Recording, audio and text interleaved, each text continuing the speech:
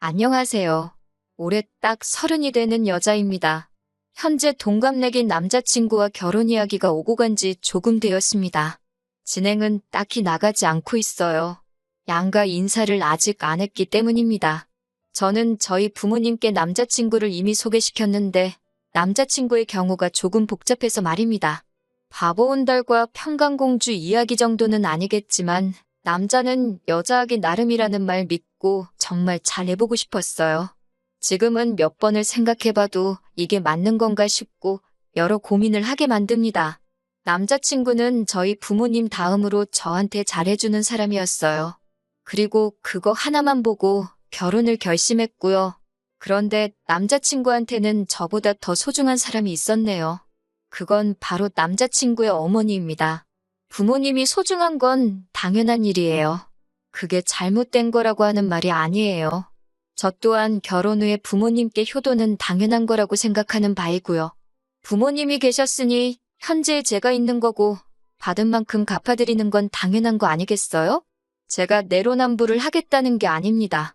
하지만 남자친구 어머니의 이야기는 조금 경우가 다르거든요. 남자친구가 홀아버지 밑에서 힘들게 자랐다는 건 이미 알고 있는 사실이었는데 어머니의 이야기는 제게 먼저 해준 적이 없어요. 상처가 있는 것 같아서 꼬치꼬치 캐묻지 않았고 어렸을 때 돌아가셨겠거니 혹은 말 못할 사정이 있겠거니 하면서 넘겼어요. 궁금하지도 않았습니다. 그런데 저와 남자친구 둘 사이에 결혼 이야기가 오고 가면서 그때 처음으로 자초지종을 알게 되었습니다. 어머니는 남자친구와 남자친구의 동생이 어렸을 때 새살림 차려서 집을 나갔다고 하네요. 어려서 남자친구한테는 그게 받아들이기 힘든 큰 상처였었나 봐요. 심지어 어머님은 어디 야반도주를 해서 연락두절이 되셨던 것도 아니고 꽤나 가까이서 살고 계시기까지 했다고 합니다. 동생이 조금 자라서 엄마 찾으며 땡깡 부릴 때 남자친구가 동생을 데리고 어머님을 찾아가기까지 했었는데 어머님은 어린 자식들한테 찾아오지 말라고 단호하게 이야기를 하셨다고 했다고 하고요. 그냥 그런 슬픈 과거사가 있거니 생각했는데 남자친구의 말에는 어머님을 향한 반발심보다 그리움이 더 커 보였고 아버님에 대한 반발심마저 느껴졌습니다. 저는 남자친구의 말이나 행동에 조금 이상하다는 느낌을 받았어요. 어머님을 그리워할 수는 있지만 그렇다고 아버님을 증오할 필요까지는 없어 보였거든요. 어쨌든 지금의 남자친구가 있기까지 어머님의 도움 없이 자식들 키워낸 아버님의 공이 컸다고 생각하거든요. 충분히 갚아야 할 은혜라고 생각하는데 남자친구는 동생만 아버님 품에서 독립을 하고 나면 아버님은 국물도 없다는 식으로 말을 했어요. 결혼 이야기가 오고 가는 와중이기는 하지만 어쨌든 그때까지는 결혼한 사이도 아니다 보니 남의 집안일에 괜히 상관하고 싶지 않아서 말을 아꼈는데 자세한 내막을 알고 보니 남자친구는 취직을 한 이후부터 어머님하고 지속적으로 연락을 하고 있던 상황이라는 걸 알게 되었어요. 연애하는 동안 저는 남자친구를 이미 부모님한테 인사를 시켰던 상황이었는데 남자친구는 도통 아버님께 저를 인사시키는 자리를 마련해주지 않았거든요. 그런데 어머님 이야기를 제게 털어놓고 난 뒤부터 남자친구는 계속해서 저를 어머님한테 인사시키고 싶어 했습니다. 솔직히 많이 혼란스러웠어요. 인사를 한다면 저는 당연히 지금의 남자친구가 있도록 키워주신 아버님을 먼저 뵙는 게 순서라고 생각했거든요. 그런데 그걸 생략하고 어머님을 먼저 인사를 시키겠다는 거잖아요. 그런데 남자친구는 다짜고짜 아버님은 결혼식 때 부르지도 않겠다는 선언을 하는 겁니다. 혼주석에는 어머님이 오실 거고 아버지와는 연을 끊고 지내겠다고 하는 거죠. 지 결혼이니까 지 마음 가는 대로 하고 싶은 건 알겠는데 자초지종만 들었을 때 어머님이 바람이 나서 피부치 같은 자식들 남겨두고 새살림 차렸을 때 그때 이미 혼주석에 앉을 자격을 잃은 거나 마찬가지라는 생각을 갖고 있었기 때문에 남자친구의 발언이 조금 충격적이기는 했습니다. 결혼이 남자친구와 제가 좋아서 하는 것도 있지만 어쨌든 양가 집안이 하나가 된다는 의미가 더 큰 부분이잖아요. 호적에도 당연히 아버님 밑으로 올라가 있을 텐데 저렇게 막무가내로 나오니 뭐라 할 말이 없더라고요. 말 못할 사정이 있어서 그러냐, 왜 그런 생각을 가지고 있느냐 물어봤는데 그건 일단 자기 어머니부터 만나보고 그러고 나서 말을 해준다고 하기에 일단 알겠다고 했습니다. 그리고 얼마 지나지 않아서 남자친구 어머님한테 인사를 드리러 다녀왔고요. 남자친구 어머님, 첫 인상이 참 강렬했어요. 제가 속으로는 아버님 편이라서 그런가 나이가 많이 젊어 보이시기는 했는데 꾸미고 다니시는 게 문제는 아니지만 그런 것마저도 제 눈에는 좋아 보이지 않았습니다. 50대 초반이시니까 정말 20대 되자마자 결혼하셔서 남자친구를 가지셨던 거죠. 어머님의 자기소개는 충격의 연속이었습니다. 그때는 새 살림 차려서 나가셨지만 지금은 또 혼자 지내고 계신다고 하셨고요. 자기가 워낙 개방적이라서 자유로운 만남을 추구하는 사람이라는 말까지 덧붙이시면서요. 얼마 전까지는 남자친구 동생과 아버님이 계시는 곳, 같은 지역에서 터전을 잡고 살고 계셨는데 최근에 골프 치다가 알게 된 사람 따라서 서울 근처에서 올라와 계신다고 하셨습니다. 마침 집도 근처니까 며느리랑 이렇게 해서 셋이 자주 보면 되겠다고 하시면서 웃으시는데 솔직히 어머님이 저를 며느리라고 부를 자격이 있다고 생각하느냐 따지고 싶었지만 긴 말 하지 않았어요. 괜히 제가 분위기를 박살내고 싶지는 않았거든요. 졸지의 시아버지만 3명이 생겨버린 이 상황을 웃으면서 넘겨야 하는 건지 이건 아니지 않냐고 솔직하게 내 의견을 말해야 하는 건지 정신이 하도 없어서 표정 관리도 똑바로 못하고 있었습니다. 그런데 남자친구와 이미 이야기가 되어 있던 건지 제가 먼저 묻지도 않았는데 아버님과 헤어지게 된 과거 이야기를 하나씩 술술 풀어놓기 시작하셨어요. 그때는 어려서 아무것도 몰랐다. 남자친구 아버님한테 사기를 당한 거나 마찬가지다 하시면서 침몰하고 있는 배에 같이 타서 둘 다 인생 종치느니 나라도 잘 돼서 애들 챙겨줘야겠다 싶어 새살림 차려서 나간 거라고 하시고 막상 새살림을 차렸더니 그 집구석에서는 애들도 못 만나게 하더라. 내가 뭔 힘이 있겠냐. 일단 나라도 살고 봐야 훗날을 도모하지 않았겠냐. 그리고 이제라도 애들하고 잘 지내기 위해 그 집구석하고도 이별하고 나온 거라고 하시는데 솔직히 제 귀에는 그게 그냥 가져다 붙이는 변명거리로밖에 들리지 않고 그냥 그럴싸한 이유로 자기 합리화를 하고 있다는 생각밖에 들지 않았습니다. 어떤 상황이건 간에 휘덩이인 자식들 버리고 도망간 걸 설명할 수 없잖아요? 어떻게든 엄마 노릇을 하고 싶었는데 새살림 차린 집에서 못하게 막았으면 진작에 그 집구석을 나와서 혼자 지내시더라도 아버님과 이미 갈라섰다 하더라도 충분히 자식들과 교류하며 어느 정도 뒷바라지를 해주실 수 있던 것 아니겠어요? 그런데 그것 또한 새살림 차린 집구석에서 싫어해서 못했다는 걸로 대충 넘어가려고 하시니 한참 어린 제가 보기에도 그 모습이 좋게 보일 턱이 없었습니다.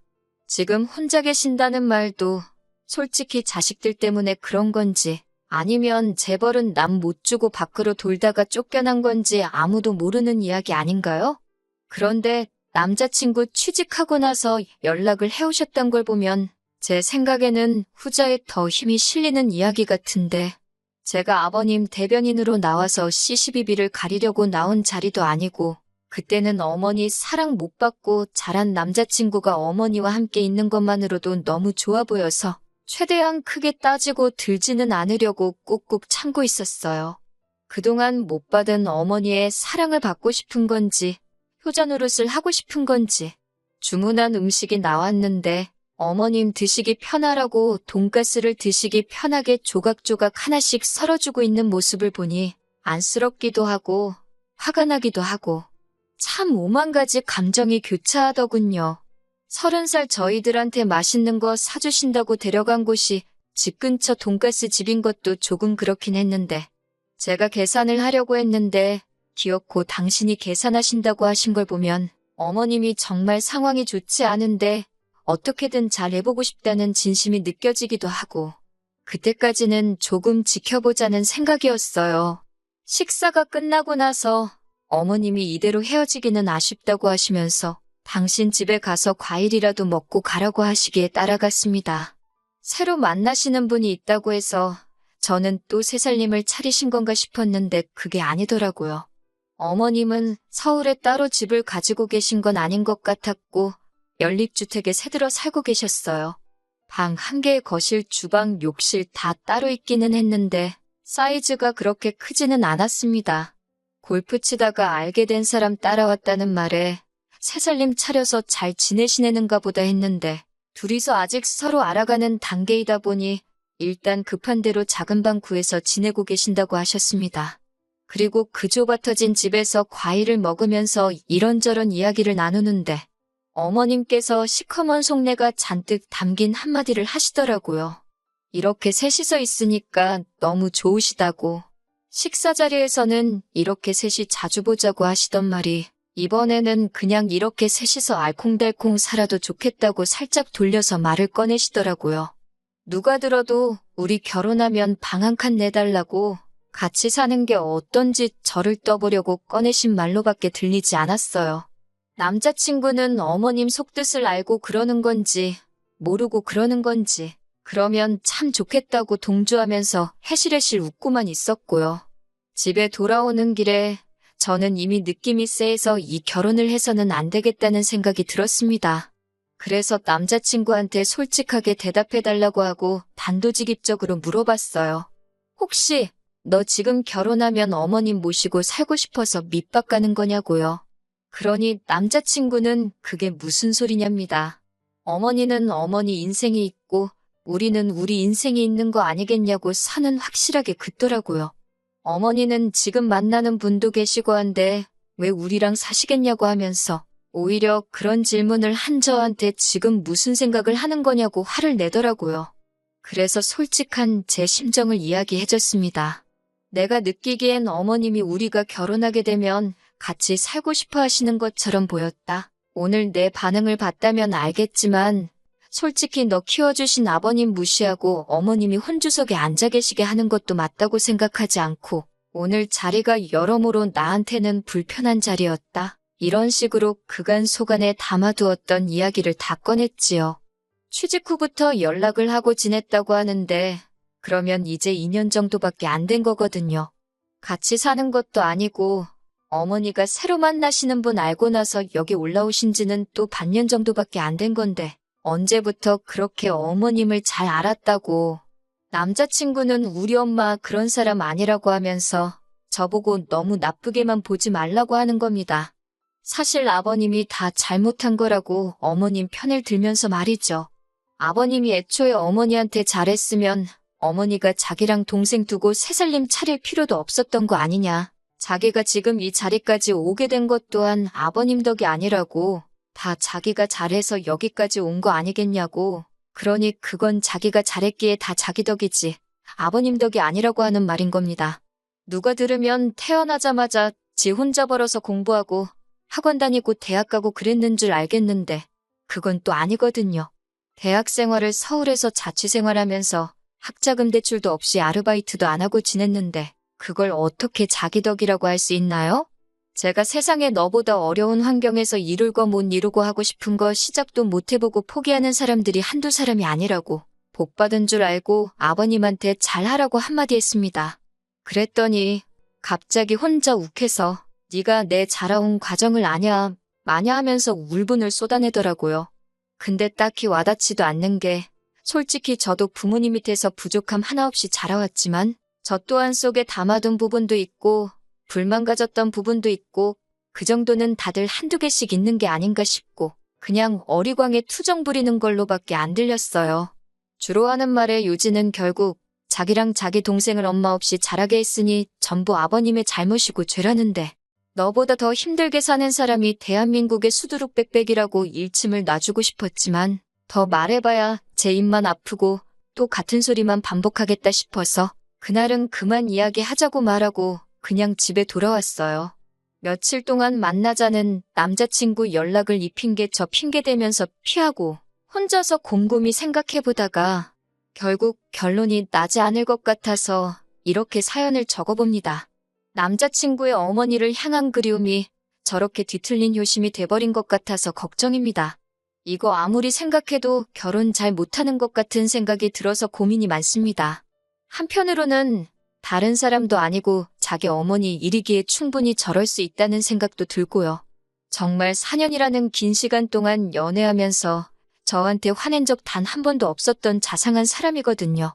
정말 성실하고 아버님이 혼자 지방에서 몸쓰는 힘든 일 하시면서도 남자친구 서울에 대학 보내고 자취시키고 할 정도로 공부도 잘했고 솔직히 흠잡을 곳 하나 없는 사람이거든요. 덕분에 남자친구의 아버님이 공이 더 크다고 생각하기도 하고요.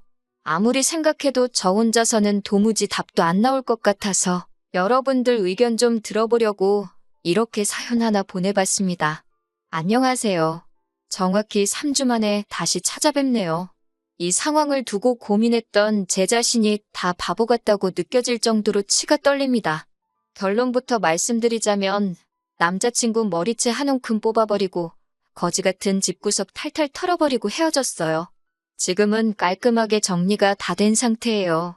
그렇게 엄마가 좋았으면 애초에 아버지랑 살지 말고 지네 엄마랑 붙어 살지. 아버지한테 받아먹을 건 다 받아먹고 이제 와서 왜 저러는지 정말 모르겠네요.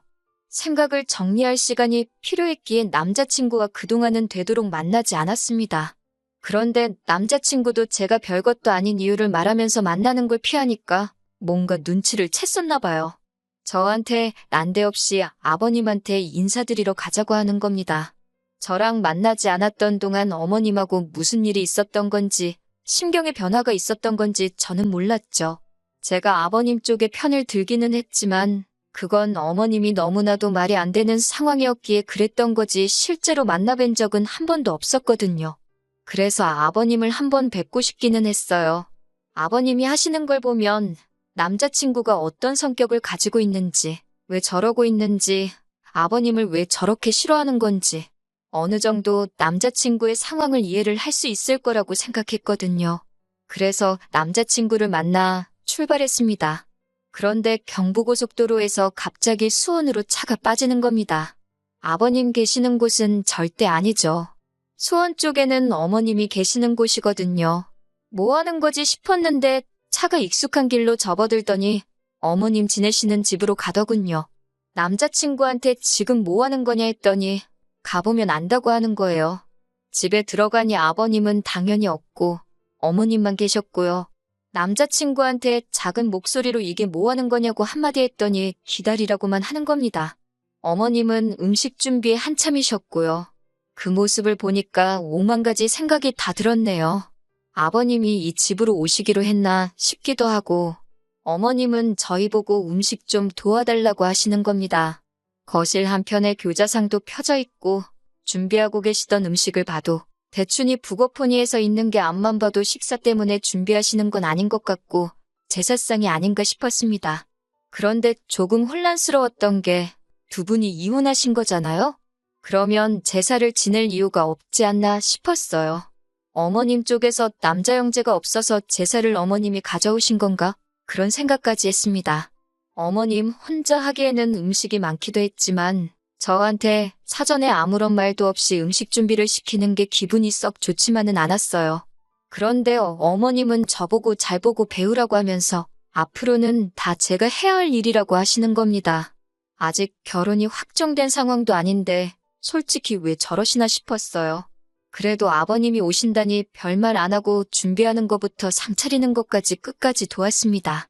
저희 집도 제사를 지내기 때문에 제사 지내는 것 자체가 문제라고 생각해 본 적은 없었거든요. 준비가 다 끝나고 어머님이 어디에 전화를 하시니 얼마 안 있어서 문이 열리는 소리가 들리더라고요.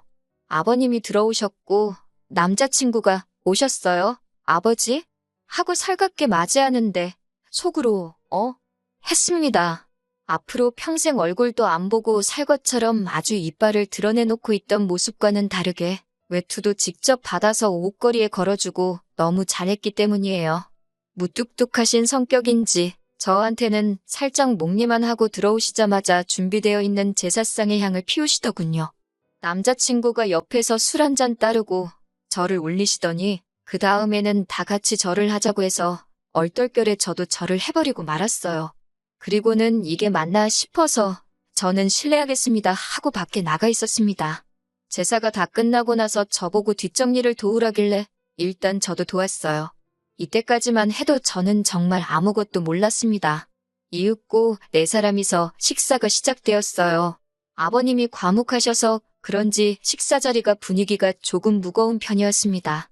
아버님이 앞에 계시면 저렇게 찍소리도 못할 거면서 뭘 그렇게 아버님이 싫다고 이를 갈고 그랬는지 싶었습니다. 오고 가는 말이 하나도 없다 보니 제가 아버님 말씀 많이 들었다고 저희가 내려가도 됐는데 여기까지 오시느라 힘드셨겠다고 한마디 했어요. 그랬더니 아버님이 조금 당황스러운 눈빛을 하시면서 어머님을 쳐다보시는 거예요. 그리고 이어진 설명에 정말 저는 두 손 두 발 다 들고 결혼은 물론이고 남자친구와의 관계를 정리해버리게 되었습니다. 온갖 근엄한 척을 다 하던 그 사람은 아버님이 아니었던 겁니다.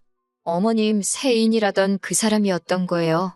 이때는 이미 상황을 정리해보고 화를 참고 그런 수준의 문제가 아니었습니다. 열이 확 오르더라고요. 남자친구한테 대체 이게 무슨 상황인 거냐고 물으니 남자친구는 대수롭지 않게 뭐가 문제냐는 듯 아버지께 저를 인사시킨다고 하지 않았냐 하면서 당당하게 나오더군요. 저게 니네 엄마 세인이지 어떻게 아버지냐고 했더니 저보고 말 조심하라고 하더군요. 앞으로 지한테 아버지는 저 사람 한 분뿐이라나요. 어머님한테 3주 전만 해도 알아가는 단계라고 했는데 벌써 결혼까지 다 하신 거냐고 물어보니 그건 또 아니랍니다. 아직 그 남자 쪽에서 이혼을 하지 않았다고. 그 말을 들으니 화가 나는 걸 떠나서 어처구니가 없더군요. 그러면 저보고 지금 생판상관도 없는 사람 제사 준비를 시킨 거냐고, 그리고 앞으로 제가 하게 될 테니 배우라고 한 거냐고 따져 물었어요. 그러니 이번에는 어머님이 나서서 저한테 통사정을 하는 겁니다. 제가 잘 도와줘야 한다는 거예요. 자기가 그 남자분하고 잘 되려면 제사를 이어받아야 한다고요. 그러면 그분이 지금의 부인과 이혼을 하고 그리고 나서 자기와 결혼을 해줄 거라고 하는 겁니다. 그러면서 자기가 안정적으로 정착을 하려면 저랑 남자친구가 잘해야 한다는 거예요. 어머님의 세인은 애초에 제가 남자친구랑 분위기가 안 좋아지기 시작할 때 몰래 외투 챙겨서 밖으로 슬금슬금 나가던데 알고 보니 자리를 피해준 게 아니고 분위기가 이상해지니까 아예 집으로 꽁지가 빠지도록 내빼버린 상황이었고요. 정말 토시 하나 틀리지 않고 어머님한테 지금 제정신으로 하시는 말이냐고 한마디 했습니다. 어머님이 잘 되기 위해서 지금 남의 집 귀신을 아직 결혼도 안 한 예비 며느리한테 떠넘기는 거냐고요.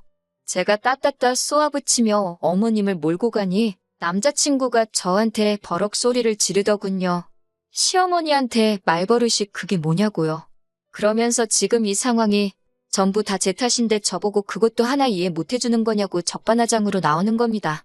너네 집이 콩가루인 게 왜 내 탓이냐고, 어떻게 그걸 내 탓이라고 할 수 있느냐고 했어요. 그랬더니 남자친구가 이유라고 설명한다는 말이 제가 어머님하고 합가할 생각이 없다고, 그건 싫다고 했지 않느냐고 하는 겁니다. 그러니 어머님이 하루라도 빨리 새살림을 또 차려서 첩질하는 게 아니라 그 집 구석 안방마님이 돼야지 자기도 안심하고 저랑 결혼을 할 수 있다는 거예요. 아주 속된 말로 이 정도면 아주 연병을 넘어서 예술이 아닌가 싶더라고요. 그대로 남자친구 머리를 한 움큼 집어서 겨우 나랑 이 꼴 보자고 여태껏 키워준 아버지 은혜도 저버리고 자식들 버리고 집 나가버린 어머니를 택한 거냐고 고래고래 소리를 질렀습니다. 머리채를 잡힌 남자친구가 이리저리 흔들리다가 바닥에 철푸덕하고 쓰러졌는데 제 손에 남자친구 머리카락이 한 움큼 잡혀있더라고요. 나자빠져 있는 남자친구를 봐도 성질이 안 풀리길래 어머님한테도 사람이 그러는 거 아니라고, 염치가 얼마나 없으면 자식들 앞에 다시 나타날 생각을 하시냐. 자식들로 모자라 멀쩡한 집안 파탄내고 예비 며느리 등골까지 빨아먹으면서 살고 싶냐고 염치 좀 찾고 살라고 했습니다. 남자친구와 연락 없이 지내던 3주 동안 저도 어느 정도 마음 정리가 끝나가던 상황인지라 그렇게 집안을 아주 뒤집어 놓고 나오는데 신기하리만치 아쉬움이 전혀 없었고 오히려 깔끔하게 다 털고 정리해버릴 수 있었다는 사실에 속이 다 후련하더군요. 평소였으면 연락이라도 몇 번 왔었을 텐데 그동안 아무런 연락도 없는 걸 보니 잘못을 뉘우친 건지 아니면 남은 인생 이제 엄마한테 등골 쪽쪽 빨리면서 살기로 결심한 건지 저한테 아무런 연락이 없네요. 차라리 잘 된 것 같아요. 4년 연애한 시간이 허송세월로 느껴질 만큼 허무하지만 오히려 제가 정리 못하고 이 관계를 질질 끌고 갔다면 아마 저도 화병 때문에 제명에 못 살았을 겁니다. 더 더러운 꼴 보기 전에 빠른 결심을 한 게 잘했다 싶어요. 한편으로는 제가 그동안 엄청 착하게 살아왔나 싶기도 하고 어머님한테 고마운 부분도 있기도 해요. 괜히 저랑 남자친구가 결혼하고 나서 남자친구 앞에 나타났다면 그건 그거대로 더 큰일이었을 테니까요. 깔끔하게 결혼 이야기 오고 가기도 전에 정리할 수 있는 계기를 주셔서 말입니다. 어떻게 보면 지옥 불구덩이에 발을 담그기 전에 하늘이 제게 기회를 주신 게 아닌가 하는 생각마저 들어요. 이런 기회를 주신 것에 대해 항상 감사하며 앞으로도 항상 착한 일만 하면서 살아야겠습니다.